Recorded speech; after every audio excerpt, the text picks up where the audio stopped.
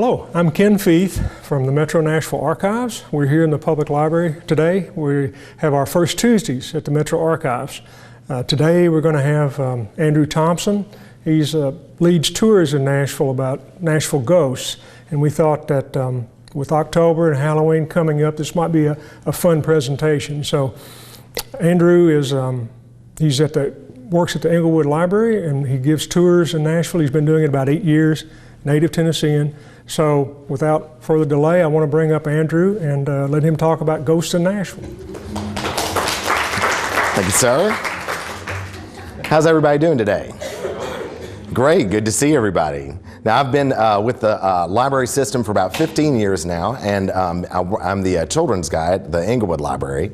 And then I've been working with Nashville Ghost Tours for 8 years now. This is the end of my 8th season. Now, so raise your hand if you're a native Nashvilleian. Oh, several, very good. So I'm going to take y'all on a little walk around downtown. And lots of folks, you'll think of these places the way they used to be and the way they are now. Sometimes it's a little bit different. But we're going to start at the Hermitage Hotel, which is at Union and 6th. The Hermitage was constructed in 1910 and was Nashville's first $1 million hotel. It was quite the spot. Anyone of notoriety who came to Nashville would stay there. Betty Davis, Greta Garbo. Do y'all know who those are? Oh. So Betty Davis, Greta Garbo, Al Capone, Minnesota Fats lived here in the 1940s, again in the 1980s before his death. Gene Autry's horse Champion was a guest at the Hermitage Hotel. And it was also the site of a lot of political activity because of its proximity to the Capitol building. So, you know, presidents, JFK, FDR, Taft, all stayed there. And it was headquarters of the women's suffrage movement in Tennessee. Now, ladies, who knew that Tennessee was the perfect 36? Some fans, very good. So for those of you who didn't know, back in those days, it took 36 states to ratify a bill into law. In 1920, Tennessee became the perfect 36. They got the 19th Amendment passed that got women the right to vote. And it all happened right here in Nashville. And that's changed since. But it all happened right here in Nashville. Yes. Yeah. The right to vote, very good. So now there have been lots of famous people that have stayed at the Hermitage, but the more infamous ones are who we're going to learn about today. The first lady we have is called the Lady in White. Called that because of the garment she's always seen wearing. We don't know her name, but we do know her story, and that she died in 1911. As the story goes, she and her husband were visiting Nashville. She leaves one afternoon to do some exploring and returns a bit prematurely, only to find her husband in the arms of another woman. The two fight quite loudly, so it's not long before everyone in the hotel is aware of the situation. 3 days later, she is found swinging from the ceiling of her hotel room. They didn't know whether it was a murder or a suicide, but were unable to find any evidence against the husband, so it was deemed a suicide 2 weeks later. Now, since that time, she's been seen in all areas of the hotel, in the guest rooms, the ballroom, the lobby, and accounts always say that she's in motion, going down a hallway or rounding a corner or up a staircase, possibly looking for evidence against her killer. Now, the most recent account that we have comes from a woman who was staying in room 813 by herself last October. She was trying to get some sleep when she heard the door open and close. She thought maybe it's just somebody down the hall, so she rolls back over, tries to go back to sleep. She's awakened a few moments later by the feeling of someone sitting down on the end of her bed. She raises up to see the outline of a woman sitting on the end of her bed. Said the woman wasn't threatening at all, but seemed very upset. Then she rose, crossed the room, and vanished through the wall across from her. She called down to the check-in desk in tears, but the clerk was new and unaware of the stories, so decided to discount them, until 3 months later, a gentleman was staying in the same room and gave the exact same account. And also at the Hermitage, all sorts of stuff has happened at the Hermitage. On the 9th floor, you'll find that you'll hear the sound of a baby crying. Many people over the years have commented, called down to the front desk, you know, would you please tell them to quiet that child down and everything. But the thing is that it's actually a spirit, not a real baby. We had an account of a gentleman who was a bellman going up to the 9th floor. He was going to what he knew was supposed to be an empty room, but heard the child crying inside. So he sets down the luggage, knocks on the door, and said the crying continued, it got louder. So he takes out his pass key, unlocks the door, and as soon as the door cracked open, crying abruptly stopped. So he rushes into the room only to find no one there, and is said to have been so scared that he ran down all 9 flights of stairs, threw his cap and passkey at the check-in desk, and fled the hotel, never to return. Now, so like I say, people have complained for years about the baby crying next door. We're not sure who this spirit is, but we think that it's related to a Sid's death that occurred in room 910 back in 1961. And also one of the ladies that's at the Hermitage quite often is known as the Lady in Green. She's a very social spirit, but she only haunts the bottom 2 floors of the hotel. The account that we have comes from a gentleman who was a head of security there. He said that he was working a formal event one night in the lobby, looking out on the folks in their formal wear, when he said the temperature fell down around him, and then his eyes fell upon the most beautiful woman he'd ever seen, described as having dark black hair and wearing a dark green ball gown. He said it was odd, though. She looked as though she'd stepped out of Gone with the Wind. It was an antebellum gown. So he looks around, see if anyone else has noticed her, looks back, and she's disappeared. He looks for her for the rest of the evening in vain, but he did have several folks come up and thank him for having such a charming Southern woman to work the event that night. Now, we didn't understand why she was only in the bottom 2 floors, but found that back in the day, it was a residential area of Nashville, and an antebellum home stood on the site that was raised in order for the construction of the hotel. That's why we think she's only in the bottom 2 floors, as that's as high as her house would have gone. And also anything in the Hermitage Hotel, they don't really like it when the ghost people come in there, so I have to go in my civvies, if I'm going to go in there. But one thing is that it does have a large mirror in its lobby that will form a crack down its center, remain that way for several months, and then simultaneously heal itself, only to return some months later. So now if you go from the Hermitage Hotel and you make a left, we'll go on towards Capitol Hill. Now, Nashville was captured pretty early on in the Civil War, and more than 200 people died on Capitol Hill. Of course, once the Capitol building was captured by Union forces, it was fortified, so there were cannons and cotton bales that encircled the building. There also used to be Victorian homes that encircled Capitol Hill, but unfortunately, urban renewal of the 1950s swept all those away. Now, so it's from folks that we've gotten, have worked at the Capitol building, that we've gotten our stories. They say in the building itself that lights will turn on and off, doors will open and close, printers will turn on and start making copies on their own. One security guard went into a room, the door shut and locked behind him. He had to radio for help to get out. Now, not all the spirits that are up on Capitol Hill are particularly friendly. Some folks have given accounts of being shoved, slapped, or even having some hair pulled out. And when I first started going up there, I was like, aha, do your worst. Then I was like, no, I'm kidding. You never know if they're going to grab your beard.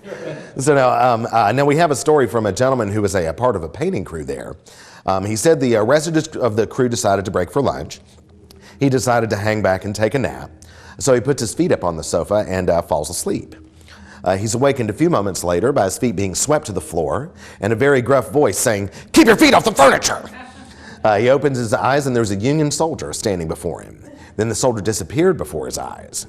Now, this spirit is known to come out day or night and will always come out if anyone does anything disruptive at the Capitol building, moving anything around, vandalism of any kind. We think he maybe protected it during his life and so decided to continue to protect it in death. So now when you come down from Capitol Hill and you look up up the stairs to see the statue of Jackson, the equestrian statue. Don't know if lots of you knew that was the first equestrian statue cast in the United States. It's one of 3 that were done from the same mold. There's the one here in Nashville. There's one in Jackson Square in New Orleans. The third's in Lafayette Square in Washington, D.C. And it's made of a retired cannon. And he's also astride Old Duke, who's said to have been able to do a jig to Yankee Doodle Dandy. And you know that rule about equestrian statues, if 2 feet are planted on the ground, riders are supposed to have died in battle. If 3 feet are planted on the ground, riders are supposed to have died of wounds incurred in battle. And if all 4 feet are planted on the ground, the rider died of natural causes.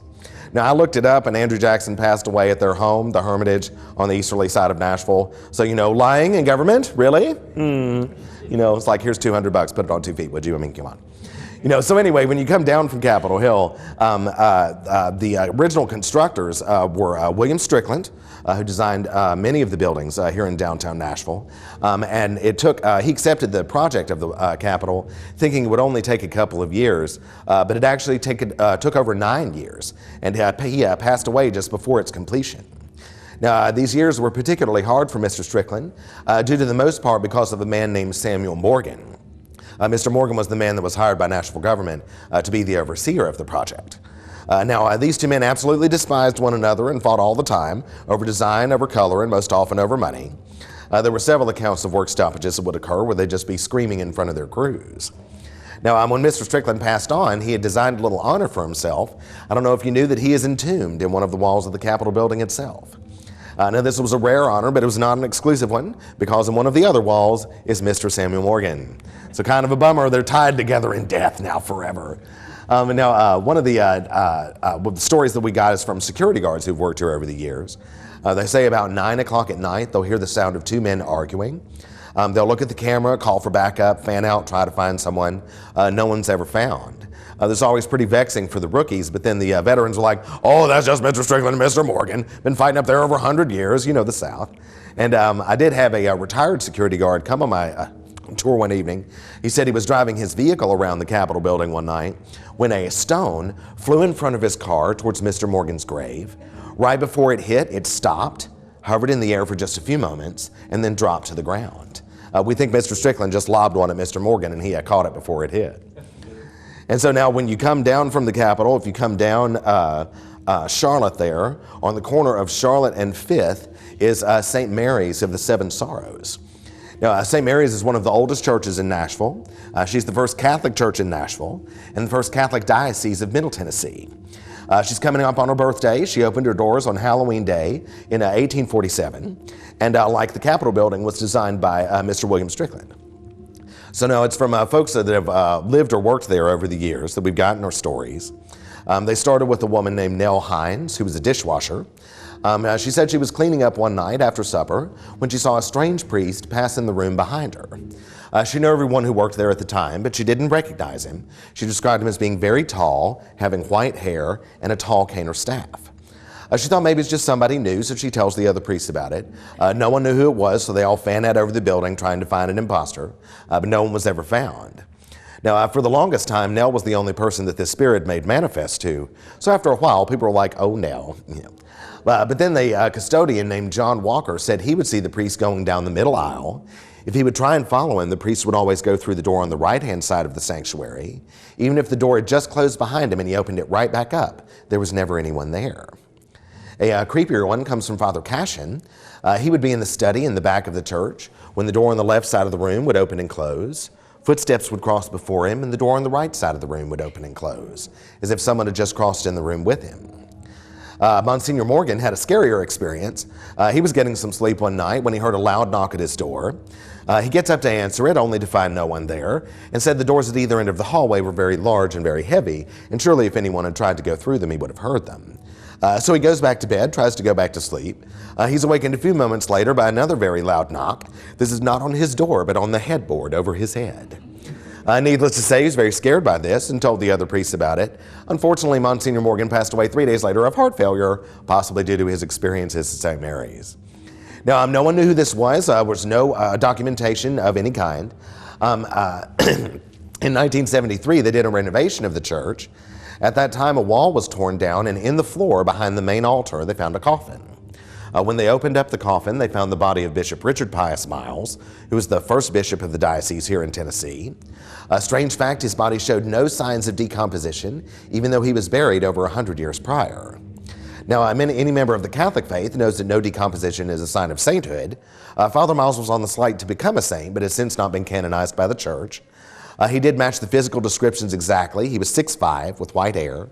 They did reseal the coffin to prevent any further damage to the body, and he's now laid to rest in the meditation room that's in the back of the church there. Now, no one understood why there were no documents or anything, but found that during the Civil War, St. Mary's was used as a hospital. We think at that time someone just popped the plaque off the wall, took it home as a souvenir, and they didn't replace it just to prevent any further desecration to the grave. Now, since the discovery of Father Miles' body, the Catholic Church will neither confirm nor deny that anything strange goes on, but the bells are still known to go off at odd times of night, which is weird because they've been broken for many years and were replaced by an electronic system back in 2005. One night, they're supposed to ring the last time in the evening that they're supposed to ring is at 8 o'clock, right when I start the tour. One night we were up on Capitol Hill, though, and they started to ring again, but my folks hadn't heard the stories yet, so I was the only one that got excited, you know. And I don't know if you knew, there's a term for the 7 Sorrows of Mary. It's called the Dolorosa, which is where the name Dolores comes from. And one night I stand in front of the church, and people look this way for me. I had a very large group with me of probably about 30, 35 people.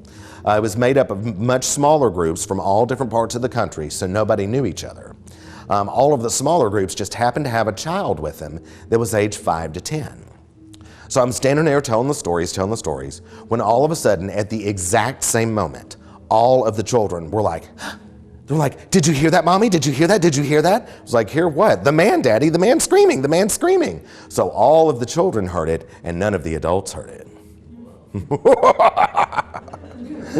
And then if you come down a little bit from St. Mary's, you'll come to the Crest building. The Crest company, you know, always had those great facades to their buildings. Ours is a great Art Deco example. That building has been repurposed. There's a parking garage in the basement and gallery in the lower floor, and then lofts in the upper floors. One evening I had a couple come on the tour who lives there. The wife said that in the parking garage there's a man in early 20th century dress with a long beard and a hat that skulks around the shadows of the parking garage. And then the husband said they live at the end of a long hallway. Some evenings they'll be sitting in their living room and hear heavy boots that'll come from the end of their hallway to their door and stop. He said sometimes there's even a shadow in front of the peephole. But then when he answers the door, there's nobody there. And I was like, when you answer the door, you know, you lost your mind. And then right down from the Crest building, if you go down another block, you'll come to the Nashville Arcade. Now the Nashville Arcade opened up in 1903. And it's one of very few arcades that are left in the country. I don't know if y'all knew that I believe there are only about 5 or 6 that have survived in the whole country. So it's a real gem to have that. For many years, about 60 years, there was a man named Roy Job who was a sweeper down there at the arcade. That structure does run a full city block. Lots of folks are unaware that there's a basement that runs underneath both sides of the building for the full length of the structure. So for about 60 years, Mr. Job was allowed to live in the basement of the arcade, so lived there for 60 years. But he was always known to wear a large silver belt buckle and smoke cigars throughout his workday. Now, the Nashville Arcade is a smoke-free establishment, but sometimes if you're there in the daytime, all of a sudden you'll be in the smell of cigar smoke, and not smoke itself, just the smell of it. I had it happen a few times. I used to work downtown, and I had it happen several times. Also, there was a lady looking into one of the shop windows one afternoon, and in the reflection was an outline of a woman in early 20th century dress looking over her shoulder into the shop windows. Now, the Nashville Arcade is usually closed in the evening, but there are security cameras, and security guards have said that they'll see the shopping lady going up and down both levels of the arcade, just like she did during her lifetime. Then I don't know if you knew, on the easterly side of the arcade, diagonally across from it, is still the old Southern Turf Club. And it was designed in the Queen Anne style and opened in 1895 by Marcus Cartwright, who was one of the wealthiest and best-known bookmakers of the Western Hemisphere. Now, apart from being the home of the Nashville horse racing community, it was a saloon, gambling palace, and bordello for the upper crusties of Nashville society. Built with its own secret room, hidden by a wooden panel. Of course, if they got raided by the cops, no one to be in the papers the next day. It boasted opulent interiors and electric fans, which was quite hoity-toity for Nashville in 1895. As I understand, ladies would be in the turret room advertising services for when the Maxwell Hotel stood on the opposite corner. That was back when that was known as the men's quarter of Nashville. Now, so, beg your pardon. Also, during that period of Nashville history, women of any reputation were allowed to enter and exit only through the western entrance of the arcade. Any woman seen on the eastern side was surely prone to scandal. At least that's what the fathers, husbands, sons, and brothers wanted people to think, you know. Now, times got harder with the Southern Turf when the temperance movement came around. And then it closed its doors forever as a saloon and bordello in 1916 with the institution of Prohibition. From 1916 to 1937, it housed the Tennessean, our local newspaper. The printing presses are in the back, were in the basement, and the back of it opens up onto Printer's Alley. Now, for all of its heyday years, it was managed by a man named Ike Johnson. Mr. Johnson was a very rotund fellow who had a saying of, "Let us eat, drink, and be merry, for tomorrow we die." In 1916, he took his own advice and shot himself in the third-floor apartment. Now, one evening I was telling the stories, and as soon as I said shot himself in the third-floor apartment, the light in the third-floor apartment went on. And they were like, that light just went on. And I've over the years, so many people, I always tell people, take pictures. I mean, especially great now because, now that we have cameras, you can just take the picture and look at the back. It's not like when we were growing up. So you get shots of ghosts and orbs, all the time. And an orb is just going to be a little circle on the frame. And I've heard people, some people who are more cynical say, oh, that's just the light. Oh, it's just a piece of dust. Oh, they don't know.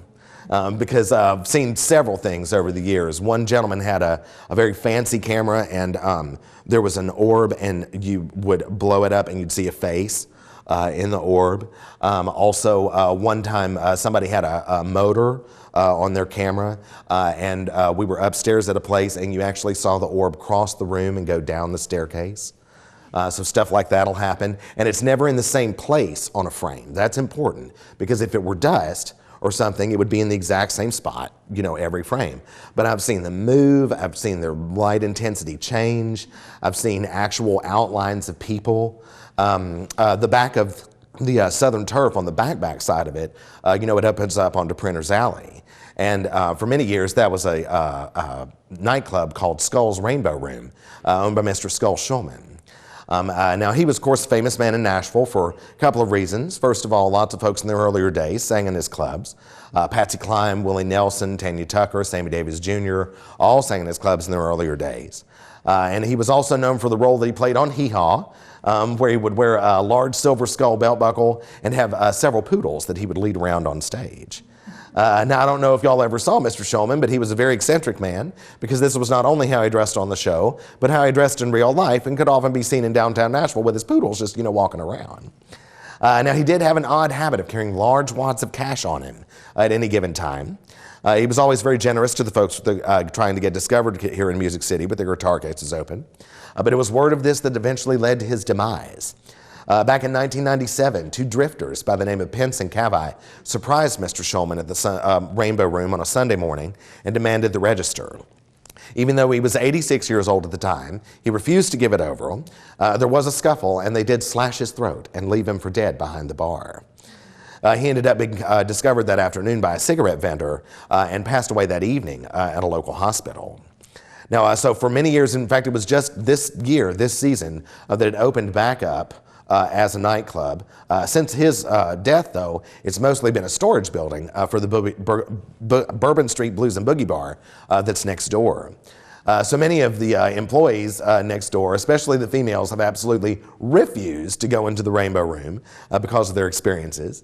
They say they may feel the temperature go down around them. They might smell the cheap cologne that Mr. Shulman was known to wear. There's actually a blood stain on the floor behind the bar where the act occurred. Sometimes they'll see a man's silhouette pass on the wall beside them, as if someone's in the room with them.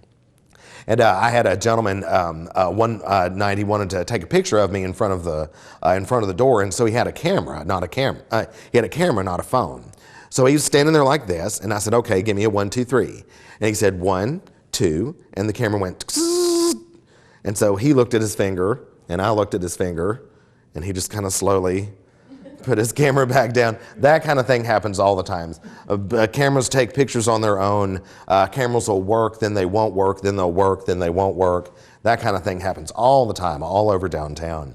And also one evening I had a father with me who had a little girl with him. And the little girl stood in the doorway of the club for him to tell her to take her picture. When he looked at the back of his camera, there was actually a man's face beside the little girl looking up at the camera. So you never know when that kind of thing will happen. And then let's see, what's another good one? Now the Maxwell House Hotel, I beg your pardon. Maxwell House Hotel was the home of Maxwell House Coffee, which is? I just want you to know that there are fewer of us every year. Every year. So, but anyway, the Maxwell House Hotel, in 1852, John Overton II was walking along. There was a vacant lot with some cows on it and a sign saying there was to be an auction that day. So he bid $15 and said, "Would you please deliver the cows to my home?" They said, "Oh, actually, sir, you purchased the lot." So he purchased the lot for $15, and some years later they started construction on the Maxwell House. Once Nashville was captured in the Civil War, the Maxwell House was changed into a Confederate prison known as the Zollicoffer Barracks. There was a collapse of a staircase that killed over 3 dozen Confederate prisoners. And then I don't know how many of y'all were around, but in 1961 was when the Maxwell House got claimed by fire on Christmas Day. Next day. Yeah, you know, the next day. We lived out by Cheekwood. Oh, wow, very good. And the Cheekwood, and in case y'all didn't know, the starters of Maxwell House coffee. You know, but so yeah, the Maxwell House, we've lost so many gems. I always make sure and mention architecture on my tours because I don't know if you all knew that Nashville has destroyed 70% of its historic buildings, which is quite shameful, really, because we have so many beautiful little gems left downtown. That's why I always mix architecture in with my tour, just because you never know. So we've got to, you know, save what we have. But now the place that I end up at the very end is the Ryman Auditorium. And at one point they almost tore the Ryman down, but it was spared. Ryman was designed in the Victorian Gothic style and built in 1891 by Tom Ryman. Now, I don't know if you knew, but Captain Ryman was a bit of a bounder. He smoked a lot, drank a lot, womanized a lot. Later in his life, he became much more conservative and religious. At that time, they constructed the Union Gospel Tabernacle, so people of different faiths could worship together. They did have church services as well as other events that took place up until his death in 1904. Now, in 1910, they debuted Carmen there. Now, Carmen was rather lascivious for its day, and folks said that a heckler booed and distracted the actors for the duration of the performance. Many folks that had known Captain Ryman said that it was his voice that they heard. Now, Captain Ryman is known to come on and heckle people whenever there's an act on stage that doesn't meet with his conservative moral values. And another spirit that's seen here quite often is known as the man in gray. He'll sit on the second level and watch a show as long as he's not approached. If he is approached, he'll disappear. But he's always seen wearing a gray Confederate uniform. Now, this is strange because, as I said, it wasn't constructed until 1891. The Civil War, of course, ended in 1865. And there are 2 theories. One, we found that in 1897, there was a reunion of Confederate soldiers at the Ryman. Thousands of soldiers came from all over the South for events that lasted there for several days. We think it might have been a high point in the man in gray's life, and so he decided to continue to stay there after death. But then also I was speaking with the ladies who worked at the Ryman, and they said when the Ryman was constructed, the second level was actually built by Civil War veterans. So it's possible that it's one of the original constructors of the second level of the Ryman. Now, beg your pardon. And in the Ryman, all sorts of crazy things have happened. They tried to say it was cursed for a while because in a 9-year period, 18 people who either worked or performed there passed away. They tried to disprove the fact that the Ryman was haunted. A television crew locked themselves in overnight, said they heard sounds and voices all over the Ryman for the duration of the evening, but they also heard footsteps on the floor above them that sent sawdust down through the cracks onto the stage. Now, with my tour with Nashville Ghost Tours, one reason people like them is because they're pet friendly. And one evening I was taking a man on the tour, and he had a couple of dogs with him. The dogs were fine everywhere that we went, but as soon as we get to the Ryman, both of them are up on the wall looking at the window. And he has to pull them both down, and they're both up on the wall looking at the window. And we had to pull them down about 7 or 8 times. Another time I had a family with me, and the mom had a little girl with her, and she was a little girl, so she was just kind of hanging out on mom. Little girl wasn't really interested in anywhere we had to go. She was just kind of over on mom. As soon as we get to the Ryman, she raises up, looks over, and says, "Hi." And we all looked over, and there was nothing there, and her mother said, "Well, what you waving at, sweetie?" And she said, "Man." So in case you're wondering, when things like that happen, the hairs really do stand up on the back of your neck. Now, so I hope you all have enjoyed learning about some of my ghost stories. Please come on my tour at NashvilleGhostTours.com. I'm Mr. Sunday Night.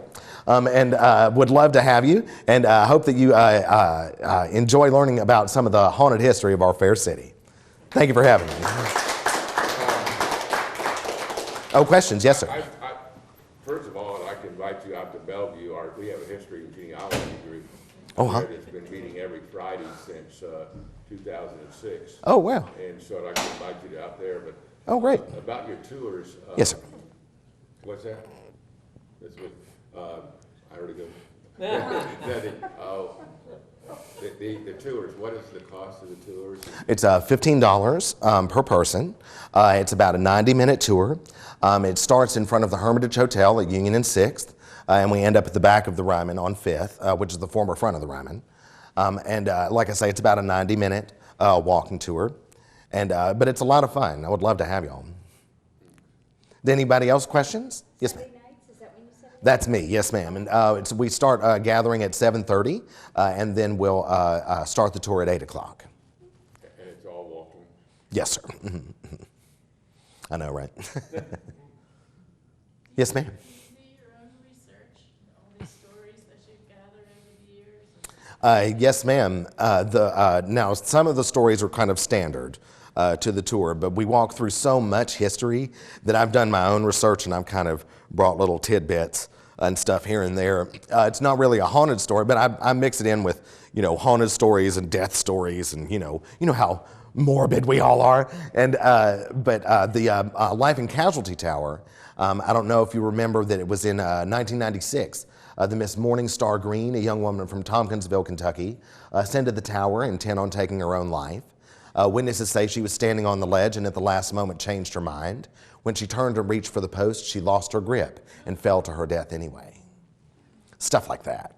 But as far as, for example, checking out when people died at the Hermitage and redress, you've actually researched that someone did die in the Hermitage? Yes, ma'am. Oh, yes, ma'am. Absolutely. Have you heard any stories about the War Memorial or any spooky, good stories about the Untitled Auditorium there in that whole building? I have not interviewed anybody who works at the War Memorial, but I would think that it would be a really great place, especially just because it's in between, the two buildings. Lots of times we'll see, like I've seen people take pictures of different structures at different times, and one night at the Ryman, there were orbs all over it. There must have been 50 of them, just all around, and then they'll take a picture on the following week and there'll be two.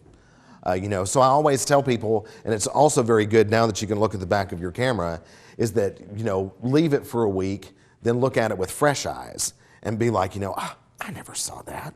And I've seen things like, not only orbs, but different shapes, where like I've had a picture of me where it really looks like somebody's hand is on my shoulder.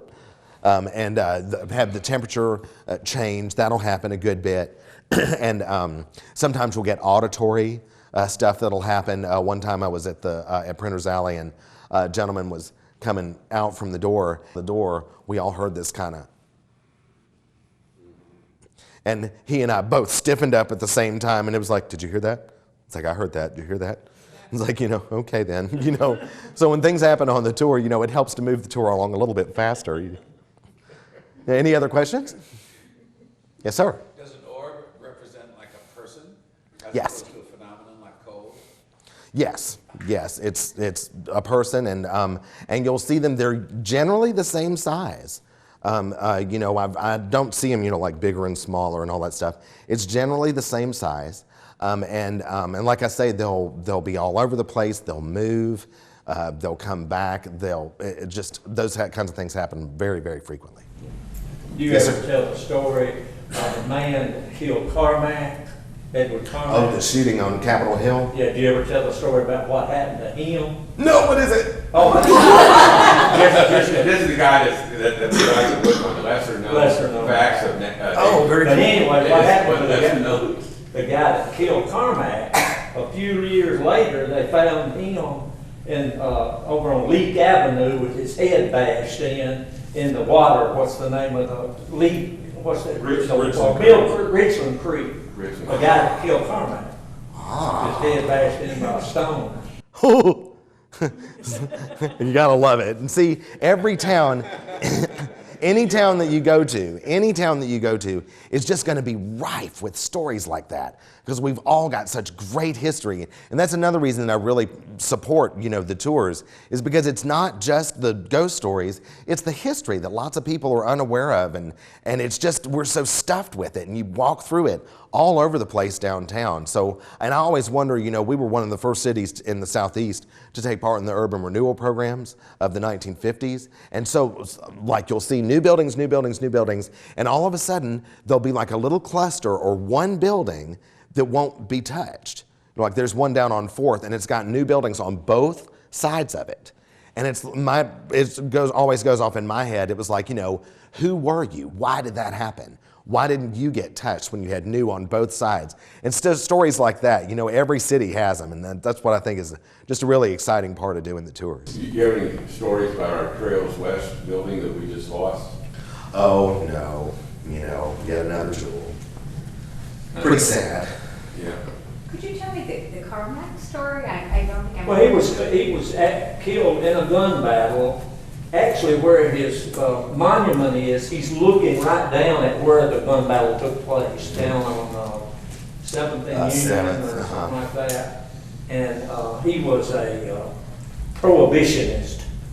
And as soon as he got killed, he became a martyr for that movement. And the state of Tennessee passed a prohibition law many years before the federal government did. Well, anyway, the guy that killed him in the gun battle, a few years later, they found him dead in Mill Creek with his head bashed in, and nobody knows who killed him. It never came out who killed him. And don't tell anybody, but we were drinking the whole time. Now, anyone else? Questions? Yes, sir. When did you first get into the paranormal? And let's see. Well, my folks' house, I grew up, I beg your pardon. I grew up in Memphis, Tennessee, and my folks' house, they bought it 2 years before I was born, so I've always lived there. Our house is 1929, and so our house is actually haunted, and it's a male spirit. He's not malevolent at all, he's just present. And I've had several experiences growing up in the house. My nephews, I had experiences like, and it's just so funny because, I mean, I grew up with him, so it's just kind of, you know, whatever. And I was, a couple of visits ago, I was visiting my folks, and I was in bed, and it was sort of that hazy kind of sleep, you know, where you're not really asleep, but you're not really awake. And so I looked up, and he was standing at the end of my bed. And stuff, but like I say, I'm so used to him, I was like, oh, hello, and you know, rolled back over and went back to sleep. But then my nephew, he really likes the crook in the stairs, and my room is right here. My room is the former master bedroom, and so growing up, like in bed, you know, you hear him on the crook of the stairs, like, you know, you hear the stairs creak. I've heard him walking down the hall. My nephews, one of them was sleeping on the floor and heard the knob going like this, and he thought it was his little brother, and he was like, Luke, you know, cut it out. And then Luke's is up in the bed going, what are you talking about? You know, that kind of thing would happen. Also, when my nephew was a little kid, and little kids are the ones, they're the ones who see it all, them and animals, because they don't have a filter, and they don't know what they're not supposed to see. And so Luke one time was standing in the crook of the staircase there, and he said he looked over towards my door and saw a man's shoe coming out of my door like that, but it had spats on it. So I'm thinking that it was the original owner of the house. But so I've always kind of been in there, you know, because like I say, I grew up in that house, and he's just always been there. So anyone else? I beg your pardon? You got a card, business card? Oh, just the Nashville one. I don't have one for the ghost tours. But thank you so much. I look forward to coming to Bellevue. That'll be great. Okay. Well, folks, I want to thank you so much for having me. And like I say, please come on the tours anytime. Oh, and happy Halloween. Well, I want to thank Andrew for being here today. And, you know, as you go around and stir these people up, these spirits, don't bring them here, okay? Just, you know, we're fine. Yeah, I'm not turning around, okay? But, okay, well, thank you for coming today. I appreciate you being here. I want to thank our viewing audience for watching. I hope you've enjoyed it. And thank you again. Remember, November, December, our first Tuesdays. And with that, we'll close.